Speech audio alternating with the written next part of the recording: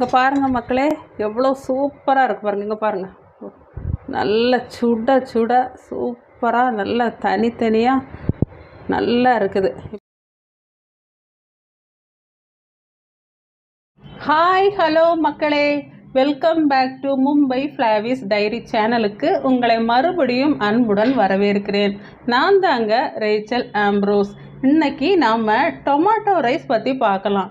என்னங்க tomato rice எங்களுக்கெல்லாம் தெரியாதா, நீங்கள் தான் சொல்லித்தரணுமா அப்படின்னு நினைக்கலாம். இது என்னோட ஸ்டைலில் டொமேட்டோ ரைஸ் நான் அன்றைக்கி செய்ய போகிறேங்க. பிரியாணி சுவையாகவும் இருக்கலாம், குஸ்கா சுவையாகவும் இருக்கலாம். குழந்தைங்களுக்கு வந்துட்டு நீங்கள் லஞ்சு பேக் பண்ணி கொடுக்கலாங்க. ரொம்ப டேஸ்ட்டாக இருக்கும், அடிபொலியாக இருக்கும். வாங்க, என் ஸ்டைலில் இன்றைக்கி உங்களுக்கு நான் டொமேட்டோ ரைஸ் செஞ்சு காட்ட போகிறேன். வாங்க பார்க்கலாம்.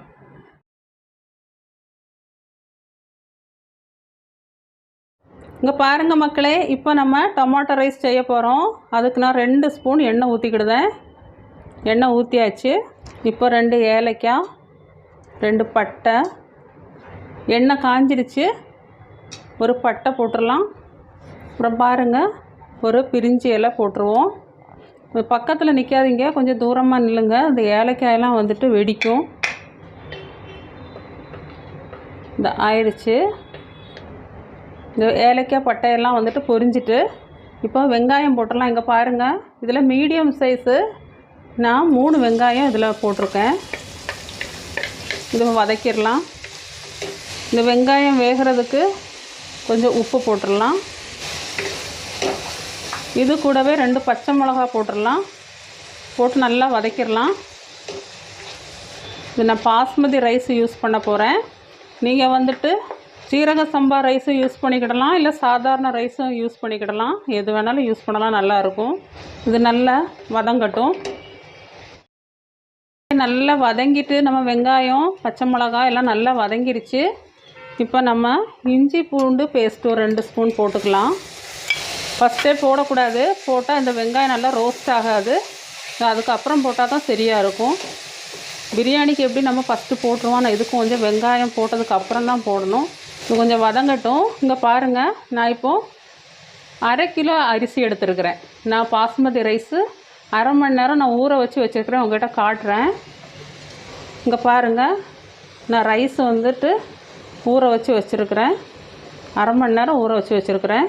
இந்த அளவுக்கு 1/2 கிலோ அரிசிக்கு நான் 5 மீடியம் சைஸு தக்காளி வச்சுருக்கிறேன். இந்த தக்காளியை நம்ம இப்படி போட போகிறதில்ல, அரைச்சி தான் போட போகிறோம். நான் அரைச்சிட்டு உங்கள்கிட்ட காட்டுறேன். இப்போது இங்கே பாருங்கள் மக்களே, தக்காளி நான் அரைச்சி எடுத்துகிட்டு வந்துட்டேன். அந்த 4 மீடியம் சைஸு தக்காளி. ரொம்ப பேஸ்ட்டாக அரைச்சிடாதீங்க, கொஞ்சம் கரகரப்பாக இருக்கிற மாதிரி அரைச்சிருங்க. நல்லா மிக்ஸ் பண்ணிடுங்க. ஏற்கனவே வெங்காயத்துக்கு நான் கொஞ்சம் உப்பு போட்டிருந்தேன், அதனால் இது இப்போ போட வேண்டிய தேவையில்லை. நம்ம அரிசி போட்டதுக்கப்புறம் மீதி உப்பு போட்டுக்கலாம். இதை அரைச்சி போடுறது தான் டேஸ்ட்டு நல்லாயிருக்கும், டைரெக்டாக போட்டால் அவ்வளோ நல்லா இருக்காது. இந்த தக்காளி நல்லா வேகட்டும்.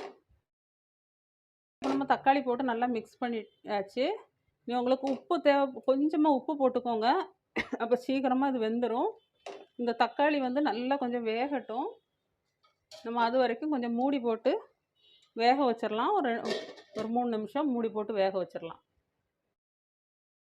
நல்லா தக்காளி போட்டு நல்லா கொதி வந்துகிட்டு இருக்குது. நம்ம கொஞ்சமாக உப்பு போட்டுக்கலாம். இது நல்லா வேகும். சீக்கிரமாக வேகிறதுக்காக கொஞ்சம் உப்பு போட்டுக்கலாம். வெங்காயத்துக்கு ஏற்கனவே கொஞ்சம் உப்பு போட்டிருக்குறோம், அதையெல்லாம் மனசில் வச்சுட்டு போட்டுக்கோங்க, சரியா? இப்போ வந்துட்டு தக்காளி நல்லா வெந்துருச்சு. இப்போ வத்தப்பொடி போடுங்க. வத்தப்பொடி 2 ஸ்பூன் வத்தப்பொடி போட்டிருக்கிறேன், எடுத்து வச்சுருக்கிறேன். உங்களுக்கு எவ்வளோ தேவையோ போட்டுக்கோங்க. ஏற்கனவே 2 பச்சை மிளகா போட்டிருக்குது. அரிசி 1/2 கிலோ, அதனால் அதுக்கு தகுந்த மாதிரி நீங்கள் போட்டுக்கோங்க. காரம் வந்து எல்லாரோடைய விருப்பத்துக்கு தகுந்த மாதிரி தான்.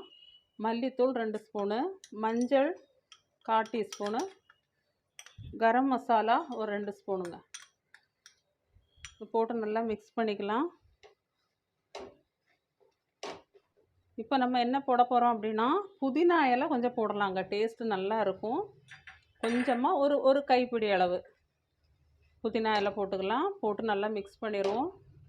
இனி நான் என்ன போட போகிறேன்னா, இங்கே பாருங்கள், இந்த இது தாங்க பட்டாணி, பச்சை பட்டாணி. இந்த பச்சை பட்டாணி வந்து உங்களுக்கு கிடச்சிதுன்னா, ஃப்ரெஷ்ஷாக கிடச்சின்னா இப்படி ஃப்ரெஷ்ஷாக போட்டுக்கோங்க. இல்லை அப்படின்னா பட்டாணி கிடைக்கும் இல்லையா, க்ரீன் பீஸ், அதை வந்து நீங்கள் கொஞ்சம் நேரம் தண்ணியில் ஊற போட்டு கூட போடலாம். இல்லை இது போடாமல் கூட நீங்கள் செய்யலாம். இது கொஞ்சம் போட்டால் கொஞ்சம் நல்லா இருக்கும் கடிக்கிறதுக்கு, அதனால தான் நான் இது போடுதேன். இதை போட்டு நல்லா மிக்ஸ் பண்ணிக்கிடுவோம். இப்போ பாருங்கள், இந்த எண்ணெய் நம்ம போட்ட எண்ணெய் எல்லாம் தக்காளி வெந்து அப்படி சைடில் சுருண்டு வருது. நல்ல ஒரு ஃப்ளேவர் கொடுக்கும். சூப்பராக பண்ணி சாப்பிடுங்க. உங்கள் ஹஸ்பண்டுக்கு, உங்கள் குழந்தைங்களுக்கு, எல்லாத்துக்கும், ஆஃபீஸ்க்கு, மதியானம் லஞ்சுக்கு செஞ்சு கொடுத்து விடுங்க. இது கூட ஒன்றும் தயிர் பச்சடி, ரைத்தா அதெல்லாம் ஒன்றும் தேவையே இல்லை. சும்மாவே கொடுத்து விடலாங்க. நல்ல டேஸ்ட்டாக இருக்கும். எல்லாம் ரெடி பண்ணி வச்சிட்டிங்கன்னா காலைல சட்டு போட்டுன்னு நீங்கள் எல்லாம் செஞ்சிடலாம். காலையில் ரொம்ப நேரம் நீங்கள் கஷ்டப்பட வேண்டாம். சரி, இது ஒரு 2 நிமிஷம் நான் மூடி வச்சிடுறேன். மூடி வச்சுட்டு ஒரு 2 நிமிஷம் நல்லா வேகட்டும். அதுக்கப்புறம் வரேன். இங்கே பாருங்கள் மக்களே, இப்போ நான் வந்துட்டு இன்னொன்று இதில் என்ன சேர்க்க போகிறேன்னா 2 முந்திரி பருப்பு நான் ஊற வச்சுருக்கிறேன். அதுவும் 1 கை தேங்காயும். சரிங்களா? இது நான் வந்து இப்படி தாங்க செய்வேன். இது ரொம்ப நல்லா இருக்கும். நீங்கள் வந்துட்டு இதை டேஸ்ட் பண்ணி பாருங்கள், செஞ்சு பாருங்கள். ரொம்ப டேஸ்ட்டாக இருக்கும். இதை இப்போ நம்ம அரைச்சிட்டு வந்துடலாம். அரைச்சிட்டு வந்துட்டு நான் காட்டுறேங்க. அது வேகிறதுக்குள்ளே நம்ம இதை அரைச்சிட்டு வந்துடுவோம். இது சூப்பராக நல்லா வெந்துருச்சு. பார்த்தீங்களா? நல்லா வெந்துருச்சு. இப்போது இந்த அரிசி இங்கே பாருங்கள், நான் வந்துட்டு 1/2 கிலோ அரிசி, அதாவது 2 கிளாஸ் அரிசி வந்துட்டு நான் 1/2 மணி நேரம் ஊற வச்சுருந்தேன். இந்த தண்ணியெல்லாம் இருத்து நான் வேறு ஒரு அடுப்பில் வந்து அந்த தண்ணியெல்லாம் கொதிக்க வச்சுருக்கிறேன். ஏன்னா அந்த தண்ணி வந்து கொதிச்சதுக்கு அப்புறம் நம்ம ஊற்றினோம்னா சீக்கிரம் வெந்துடும், ரொம்ப நல்லா இருக்கும். இப்போ இந்த அரிசியை நம்ம இதில் போட்டுடலாம். நல்லா கிளறிக்கிடலாம். இந்த அரிசி இதில் கொஞ்சம் நல்லா மிக்ஸ் பண்ணிக்கோங்க இந்த மசாலையில். அப்போ தான் அது கொஞ்சம் நல்லா இருக்கும். அது உடையாது. 2-3 பீஸாக உடையாமல் இருக்கும். இப்படி நம்ம கொஞ்சம் மிக்ஸ் பண்ணிட்டோம். நம்ம மெதுவாக கிளறுங்க. என்ன பார்க்கறதுக்கே இவ்வளோ சூப்பராக இருக்குது. இப்போது நான் தண்ணி வச்சுருந்தேன், அது கொதிச்சிருச்சு. இப்போ அதை எடுத்து ஊற்றிருந்தேன். ஊற்றிட்டேன். இப்போது தண்ணி ஊற்றியாச்சு. நல்லா மிக்ஸ் பண்ணி விட்ருவோம். இப்போ நம்ம இந்த அரைச்சி வச்சுருக்கிற முந்திரி பருப்பு, 1 கை தேங்காய் இதில் சேர்த்துடலாங்க. நான் 2 கிளாஸ் அரிசிக்கு 4 கிளாஸ் தண்ணி ஊற்றி நான் ஊற வச்சுருந்தேன். அந்த தண்ணி தான் எடுத்து நான் கொதிக்க வச்சு இப்போ இதில் ஊற்றிருக்கிறேன். இது கொஞ்சம் கொதிக்கட்டும். இங்கே பாருங்கள் மக்களே, நல்லா கொதி வந்துருச்சு. இப்போ நம்ம லெமன் ஜூஸ் ஒரு ஸ்பூன் லெமன் ஜூஸ் ஊற்றிக்கலாம். அதுக்கப்புறம் தேவையான அளவு உப்பு. நான் ஏற்கனவே ஃபஸ்ட்டு கொஞ்சம் போட்டிருந்தேன். இப்போ வந்து அரிசி வேகிறதுக்கு தேவையான உப்பு போட்டிருக்குறேங்க. 1லேருந்து 1.5 ஸ்பூன் வரைக்கும் போட்டிருக்கிறேன். இப்போது மல்லி எல்லாம் கொஞ்சம் போட்டுடலாம்.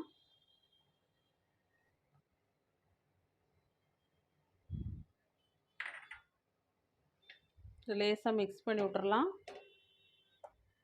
நான் கொஞ்சம் உப்பு செக் பண்ணிக்கிறேன், சரியாக இருக்குது.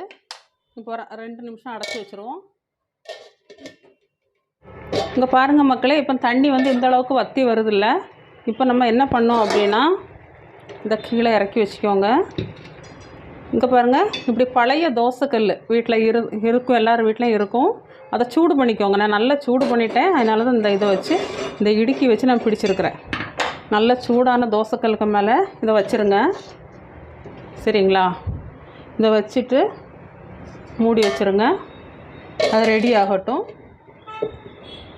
அப்படி சிம்மில் வச்சுருங்க. அடுப்பை நல்லா சிம்மில் வச்சுருங்க. ஒரு 5-10 நிமிஷம் வந்துட்டு இது நல்லா சிம்மிலே வேகட்டும். நான் அப்புறம் உங்களுக்கு காட்டுறேங்க. இங்கே பாருங்கள் மக்களே, இப்போ நம்ம சூப்பராக இங்கே பாருங்கள், வாவ், நல்லா அடிபொலியாக ரெடி ஆயிடுச்சு. இப்போ நம்ம என்ன பண்ணலான்னா, இதில் கொஞ்சம் 2 ஸ்பூனு நெய் ஊற்றி, இங்கே பாருங்கள், இந்த ஒரு சின்ன காய்ச்சில் நெய் ஊற்றி கொஞ்சம் முந்திரி பருப்பு உங்களுக்கு எவ்வளோ தேவையோ அவ்வளோ போட்டுக்கலாம். முந்திரி பருப்பு போட்டுக்கோங்க. போட்டு இதை லேசாக ஃப்ரை ஆகட்டும். நிறைய போடணுன்னு விருப்பம் இருக்கிறவங்க நிறைய போட்டுக்கலாம். இந்த முந்திரி பருப்பு நல்லா ரோஸ்ட் ஆகிடுச்சு. இப்போ நம்ம இதில் எப்படி ஊற்றி விட்றலாம். மேலே இந்த நெய்யோடு சேர்த்து முந்திரி பருப்பு போட்டு விட்றலாங்க.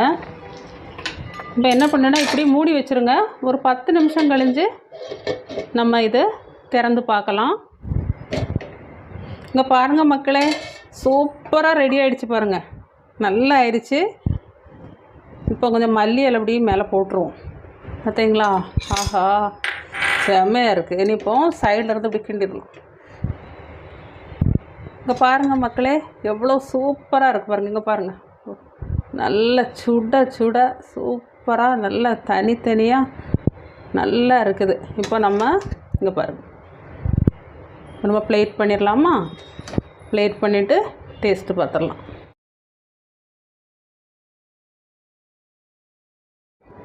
ஹலோ மக்களே, இங்கே பாருங்கள், சூப்பரான தக்காளி சாதம் சொல்லலாம், பிரியாணி சொல்லலாம், குஸ்கா சொல்லலாம், எப்படி வேணாலும் சொல்லுங்கள், செம்மையாக இருக்குது. நல்ல மணமாக இருக்குங்க. பாருங்கள், தயிர் பச்சடி வேறு வச்சுருக்கிறேன். டேஸ்ட்டு பார்த்துருவோமா? ரொம்ப சூடாக இருக்குது, கையெல்லாம் எனக்கு சூடாக சுடுது.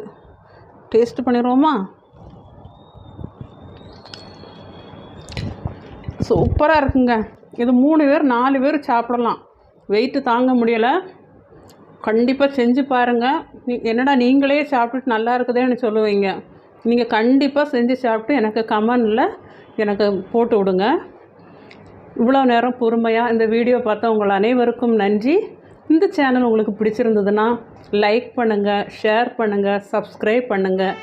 உங்கள் அன்பு புன்னகையுடன் ரேச்சல் ஆம்ப்ரோஸ்.